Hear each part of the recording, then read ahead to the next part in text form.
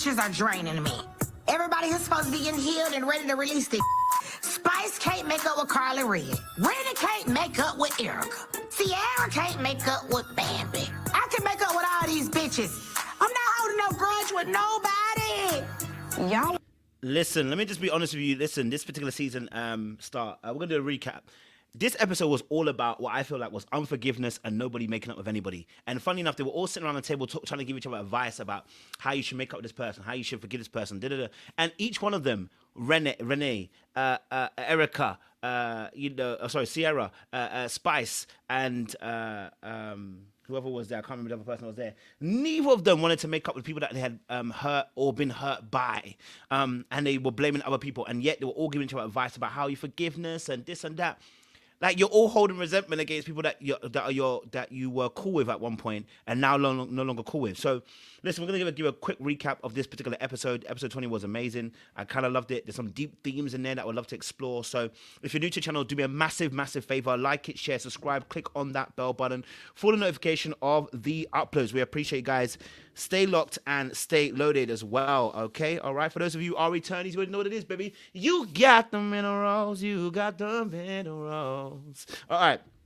Let's get into this particular video. Let me drop a little intro first before we do, and then we're going to talk a little bit more about love and hip-hop. Little black book, little black book. You know what time it is. Time it is. Time it is. Time it is. Time it is. Time it is. Time it is. Time it is.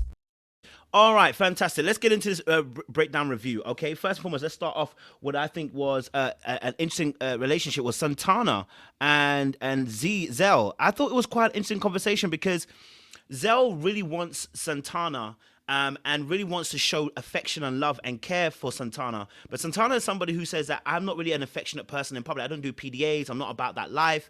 I'm a person that really doesn't want to do too much. I'm all about, love behind the scenes, and he appreciates Zel kind of like spending money on him, da-da-da. And I was like really intrigued by the type of relationship because we see this a lot in relationships, whether it's straight, or whether it's, I guess, where it's with people who are obviously homosexual, right? So it's clear that obviously that the two of them, one wants to give affection, one doesn't want to receive it. And actually, the more that the one wants to keep giving affection, the more the one is receiving it, and it's going to keep pulling away. I don't think he's going to get close to Santana, right? Let's play a little bit of this clip, and I'll talk a little bit more about it. Hey. What's that? Me and Saucy, we started dating, and then we took a break, but we just couldn't do without each other. But, like, my guards are still kind of up. Last time, Now, listen, Zel and Santana, they seem like a really cool couple. I'm not going to be mad at it, you know what I'm saying to you? And I think what again, I want to go back to what was interesting. They mentioned a few things. Zel putting his friends ahead of people, he mentioned, and Santana mentioned his anti-PDA. I think there needs to be a good balance, right, in a relationship, right? Maybe you're not a person that does too much PDA, but maybe a little kiss here or a little hold hands or whatever. It's a growth situation, right? So as we grow in our relationship, we begin to shift and move into that perspective. Now, the question is, why is Santana so against PDA? What is it that's happened for Santana that he feels like he can't give himself in that particular arena of being public with the way he expresses affection? What's happened there for Santana? I think there's a deeper story that needs to be worked with. Also with Zel, why is it that he always puts his friends ahead of people? What is that about that Zel, and Santana talks about how his friends, sometimes it's annoying because the way he puts his friends above people and stuff like that. Why is that Zel does that? Why is Zel so loyal and so down for his friends that he puts them ahead? And that's in fact later on we see I can't remember her name. It's gone out my hair. It's gone out my name. The girl that sings, and I apologies, and that had a relationship with Nick Cannon originally. He puts her on with Santana because she wants to do a song with Santana. So clearly he really is a person that's really loyal, down to earth with his friends, and he's somebody who's, and I don't think that's necessarily a bad idea or a bad trait, personally, relationship wise. So yeah, that was interesting for me to see from a relationship standpoint why one doesn't want to be open about it, why one does. If you are that person that doesn't like PDA, you really need to ask yourself, where is the origin point of pain? I call it oops. Where's your origin point? Where's the origin of pain? If you can find that, you can begin to re-engineer about why you feel the way you do about maybe someone like PDA and not being so accessible in that particular arena. I was not really a PDA person, but it's because I was emotionally detached and I was emotionally, in my heart, emotionally, how I felt was that I wasn't very good with expressing emotions because I wasn't given the opportunity to do so as a kid. Maybe that's where Santana is also coming from in that area. Let's move on to Erica and Chaotic, because it got to a point with Erica and Chaotic. I love this, where Chaotic is chaotic as always. What business is he not in? But she's locked in a lawsuit, and she was like, they're telling her, listen, you can do 4 years court or 1 year suffer. I'm gonna tell you this now: suffer for the 1 year. If someone tells you that suffer for 1 year or go for a 4-year divorce, a 4-year court situation, probably take the 1 year. You know what I mean? Like, because then you'll be out. And filing a lawsuit would probably be the longer road for me, and I want to take the shortest road possible. You good? I'm good. We're gonna figure that out. Sit down. Would you want a war? You got a lot of good stuff going on. You got your project coming. Now, listen, Chaotic gave some good advice. Listen, you want a war when you got good things coming your way? No point. Sometimes lose the battle to win the war. There's a war coming, so don't do it. Sometimes fight the battle. Lose the battle today to win the war tomorrow, right? Sometimes you got to lose a bit of ground and gain ground in the overall battle by losing a department or a side of your attack, and that's okay, right? But you know that the general principle is that overall you want to win. And so I love the advice that Chaotic gave to her. I think it was good sound advice going forward as well. Don't go to war when you got great things that are happening to you right now. Take the year, work hard, focus, and be out by the end of the year. 12 months in a long time, but it is a long time. I can't lie to you because, me personally, myself, 12 months is a very, very long time. Let's talk a little bit about, obviously, Carly Red, because she had a situation too. And this was interesting because I think she had a conversation with Amy. And this was interesting. Things have actually been good. But right now, my main concern is getting my family on board. They're really strong on how they feel. I did share a lot of personal stuff that he did. She specifically said it was only because of him. Here we go. Listen, I'm going to say this first and foremost. Obviously, the Carly situation, not getting Erica on the track anymore. Look, Erica shouldn't allow personal to get in the way of business, man. Listen, sis, you're in the business of the music industry. Don't let your personal get in the way of that, right? So I understand where Carly's coming from. It's like, why are you letting the man that I'm with or was with get in the way of you and I making our tracks and our music? Now, don't get it twisted. I'm also aware that music is personal as well as it is business, because you're pouring, a song from your heart. But at the same time, too, it is business. So sometimes you got to just put your heart aside and do the business. Now, of course, that meant that Carly now had an opportunity with Amy to kind of put on a showcase, which later on, Yandy actually said something. He said, y'all ain't ready yet for the big stage, but it's good. We're going to get started. And I think I felt a little bit hurt when Yandy said that, but I also realized that Yandy's a perfectionist and she wants to see great things for you. And she don't play about her money. So if Yandy says it was good, but it was not great, I understand that. We're going to go to a drawing board. But this was a great time and need. Now, something that Amy mentioned was also interesting for me in terms of relationships. She mentioned something that I learned the other day. It's like, don't say too much negative information about someone before the time, because people don't forget. People don't forget the negative information. People don't forget the negative stuff that's happened. People don't forget the negative perspective of a situation, right? And so it's hard because they love you, they care about you, and so you're their number one priority.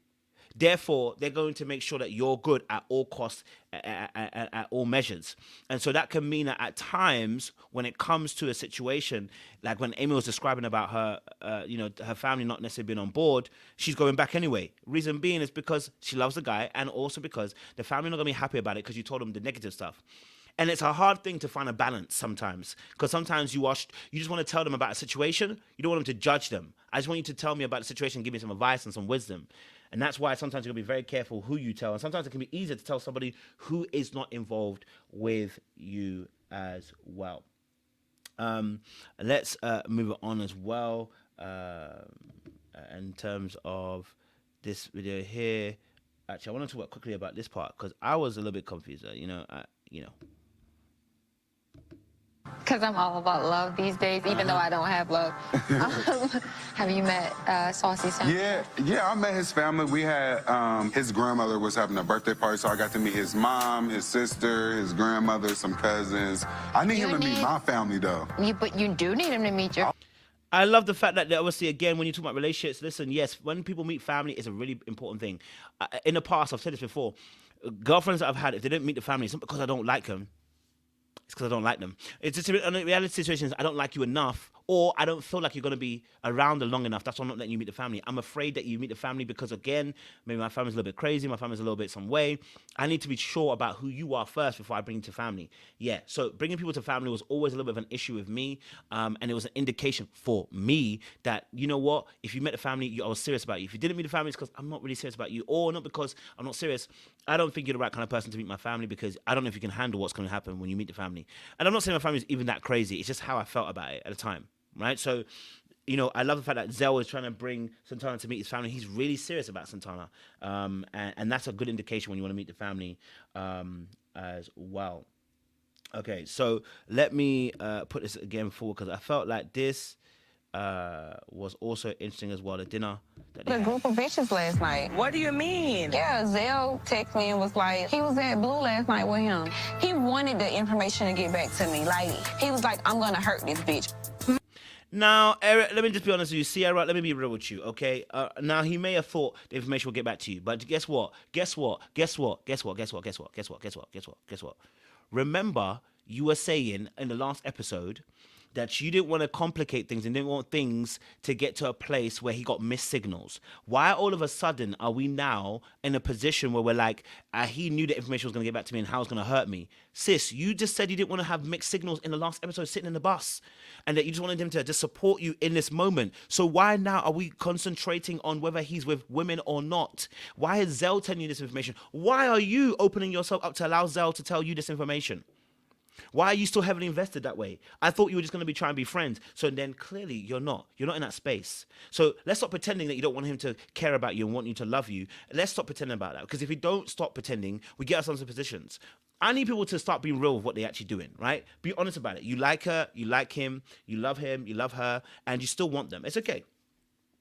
It's okay. It's okay to also hold two truths too. I still want them, I still love them, I still care about them, and I'm going to get a little bit jealous because really and truly I know I'm a little bit crazy. We're all human beings and we have multiple emotions simultaneously. I can simultaneously be jealous and meanwhile want you to go and not want to be around you because I'm selfish like that a little bit, and also because as well, again, it's just a human innate thought process where we can love somebody, may not want to be with them, but we're jealous when they're with other people too.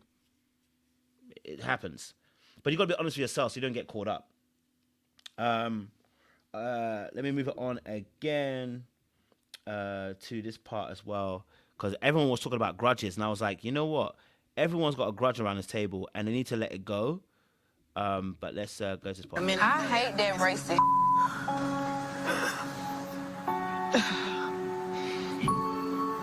Why are you crying? I just don't like that for black women.